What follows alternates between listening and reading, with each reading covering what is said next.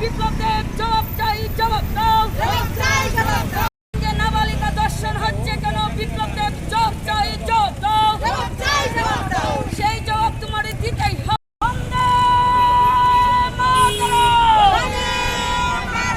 প্রিয়াঙ্কা গান্ধী, প্রিয়াঙ্কা গান্ধী, মহিলা কংগ্রেস।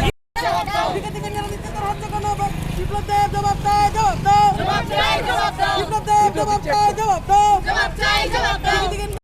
তার আগে তো আমরা প্রদেশ কংগ্রেসের কর্মসূচি ছিল পেট্রোলে ডিজেলের দাম বৃদ্ধি হয়েছে এই ব্যাপারে, এবং তারপরে সেটা হচ্ছিল 12টায় এবং 1টায় ডিজি অফিসে আমাদের ডিজির সঙ্গে আমাদের সাক্ষাৎকার, এবং এটা নিয়ে আমাদের কথাবার্তা হবে।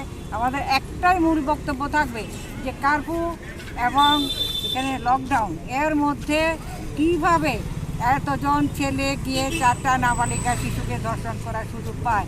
সুযোগ তাহলে পুলিশ প্রশাসন করে দিয়েছে, তাহলে অ্যারেস্ট হলো না কেন? লকডাউনের মধ্যে কি করে যায় এতগুলি ছেলে যে ধর্ষণ করার জন্যে? আজকে কাজেই লকডাউনের এই যে অবস্থা এবং এর বিরুদ্ধে আমরা তীব্র প্রতিবাদ জানাচ্ছি।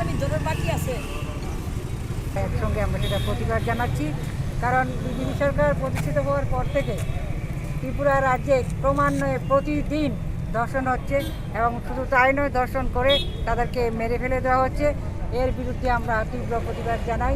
গত পরশুদিন নাবালিকাকে ধর্ষণ করার যে ঘটনা, আমার প্রশ্ন হলো, এখন লকডাউন চলছে, কারফিউ চলছে, এর মধ্যে 7-8 জন যুবক কী করে একটা 4টা মেয়েকে ধর্ষণ করার জন্য তারা যাওয়ার সুযোগ পেল?